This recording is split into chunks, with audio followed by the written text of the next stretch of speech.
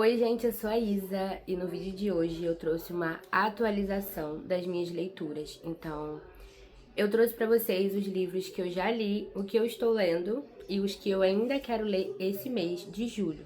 Se você gosta de conteúdo literário, já se inscreve aqui no canal, deixe seu comentário também, né, sobre qual desses livros aqui você já leu, qual que você gosta e qual livro você me recomenda também, né, pra estar encaixando aí nas minhas leituras.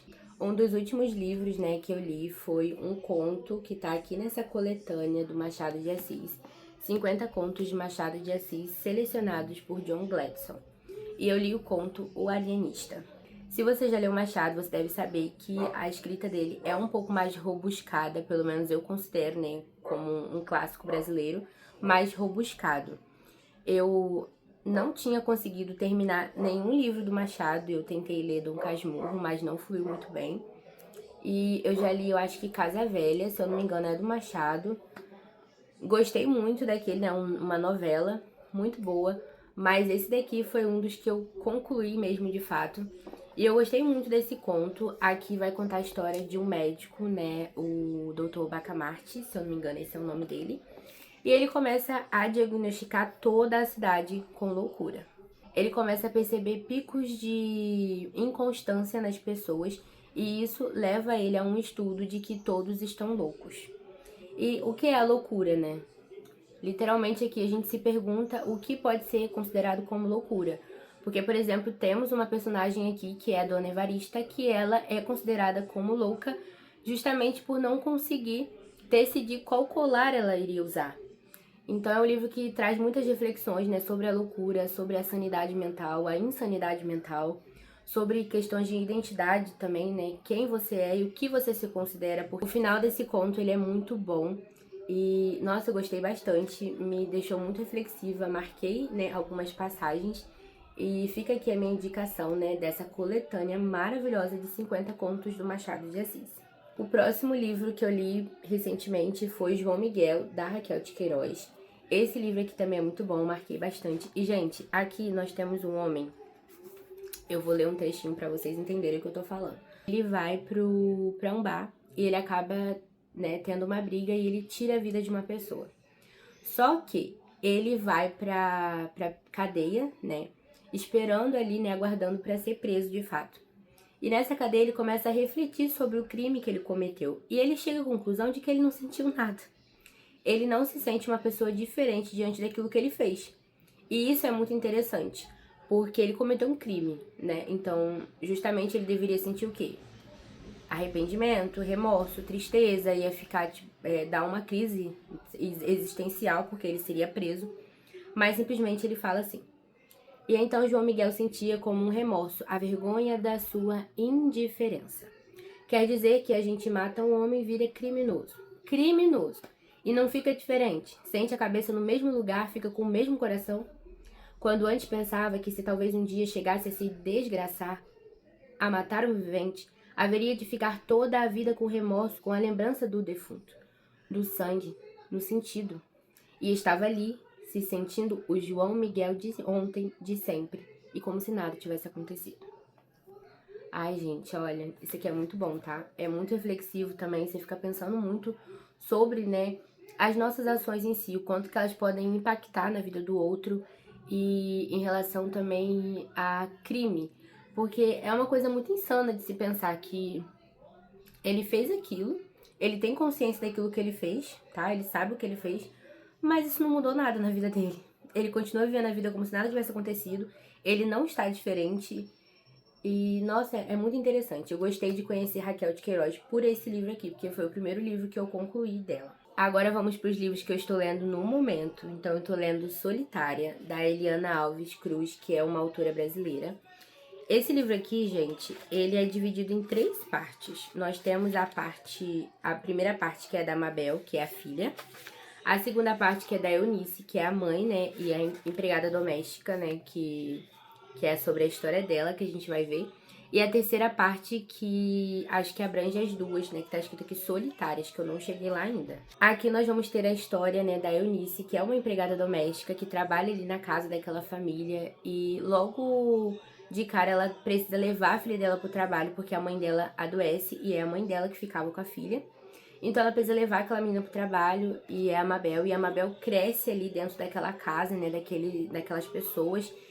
O trabalho dela era um trabalho de integral. Ela ficava ali a semana toda e só ia pra casa no sábado e domingo. E a gente começa a ver como que essa menina cresceu dentro daquele ambiente. Porque elas dormiam em um quartinho bem pequenininho, com um banheirinho bem pequenininho. E ela até fala que, né, essa questão do diminutivo, que as coisas elas precisavam ser faladas no diminutivo, porque era tudo muito pequeno e tudo muito limitado para elas.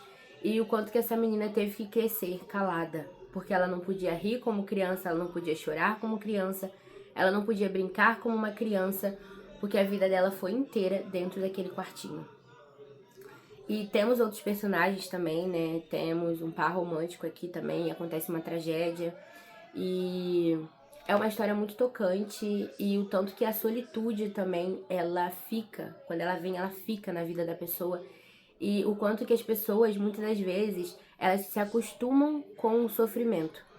Em relação a não conseguir, elas se acostumam com aquilo que elas estão vivendo e elas não conseguem mais sair e elas carecem de um sofrimento. É necessário que exista um sofrimento dentro da vida dessa pessoa para que ela se sinta bem.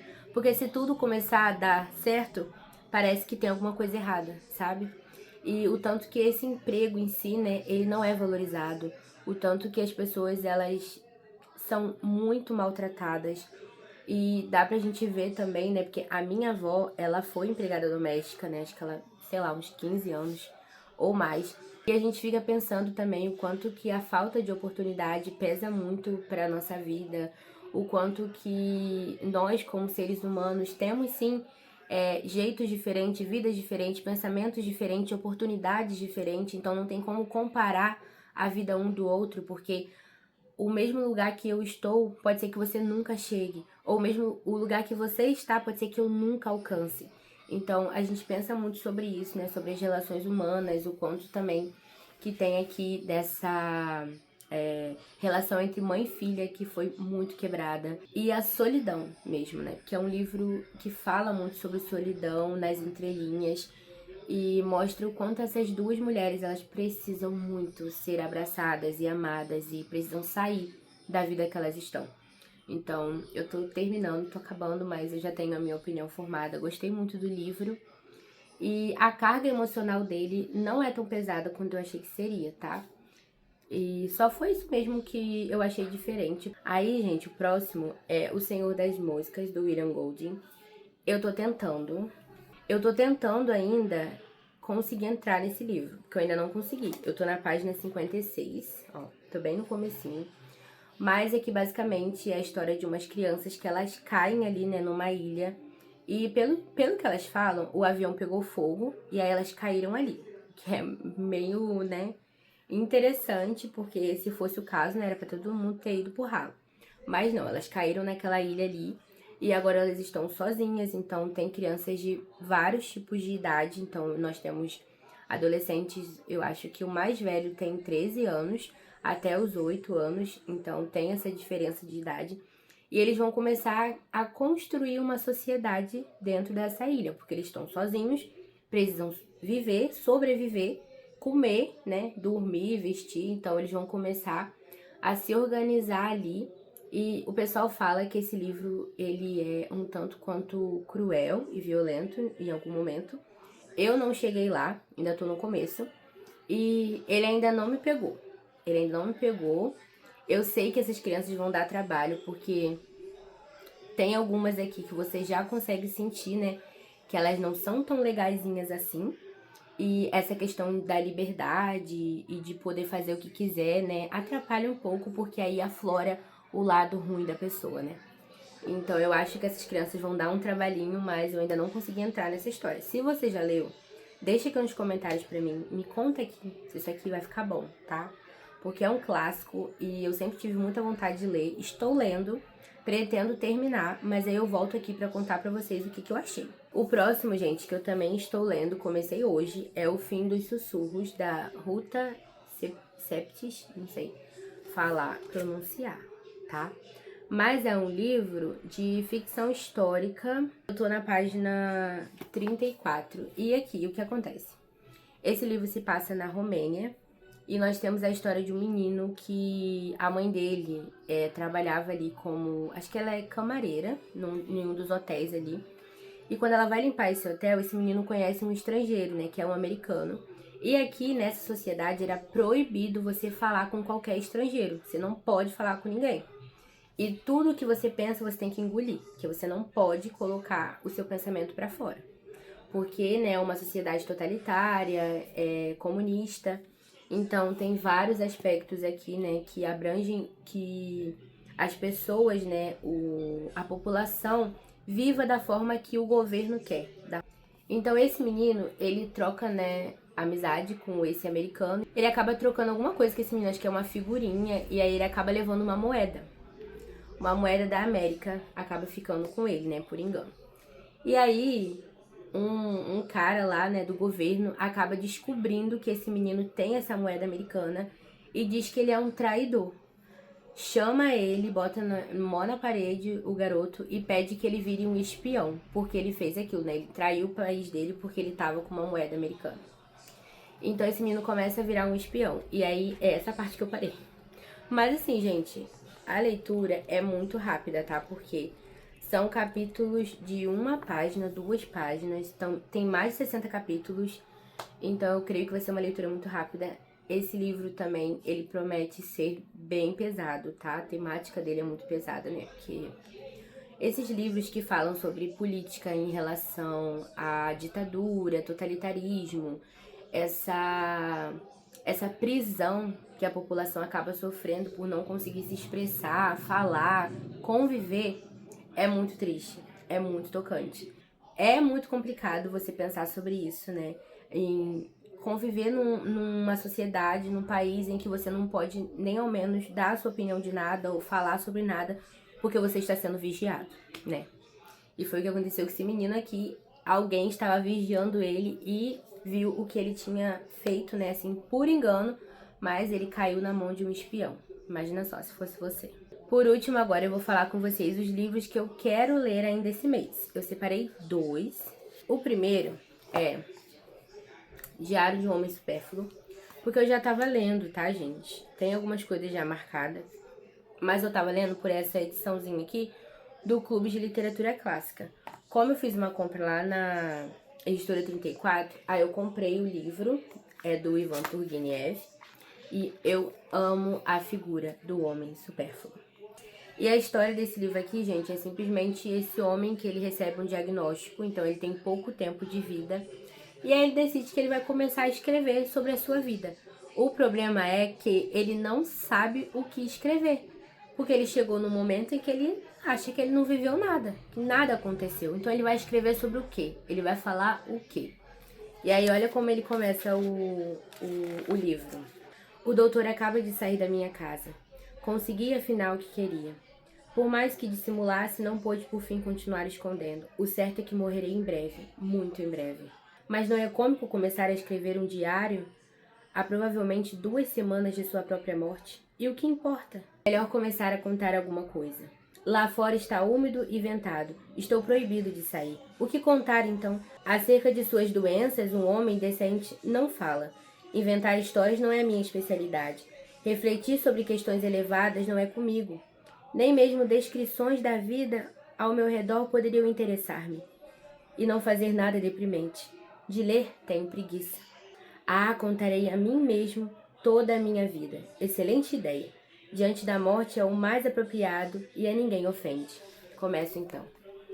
Então é isso, gente. Ele vai começar a contar a vida dele pra ele mesmo, pra que ele consiga ter alguma coisa pra fazer enquanto ele espera o fim da sua vida. E, gente, se vocês já leram Diário de um Homem Supérfluo, conta aqui pra mim. O Turgenev, ele é um autor russo que muito me interessa, que eu tenho certeza que vários livros dele eu vou favoritar. E por último eu coloquei Felicidade Conjugal, do Lev Tolstói, ou Lev Tolstói, não sei falar. Tá no plástico ainda, mas esse livro aqui, ele é muito famoso, todo mundo que lê, né, gosta muito dele, né, fala que é um favorito.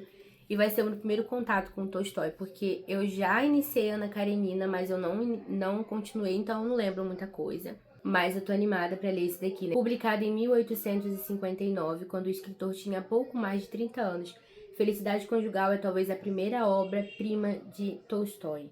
Com um talento incomum para descrever os estados de alma de seus personagens, Tolstói põe em destaque a figura da jovem e bela Maria, que narra as várias etapas de sua vida amorosa, desde o primeiro despertar dos sentidos até o momento em que, tendo experimentado por si mesma o absurdo da existência, ela pôde enfim voltar à própria vida. Então acho que vai falar sobre um livro, né, de vida a dois. E, ai, tô muito animada pra ler esse daqui. E eu terminando, volto aqui e conto pra vocês. Se vocês já leram também, deixa aqui nos comentários que eu vou adorar saber o que vocês acharam. Então foi isso, gente. Essas foram as minhas atualizações de leituras. Então deixa aqui nos comentários pra mim também o que você está lendo. Quais são os livros que você tá lendo no momento, né, nesse mês de julho, ou que vai ler ainda, que eu vou adorar saber. E até o próximo vídeo. Tchau!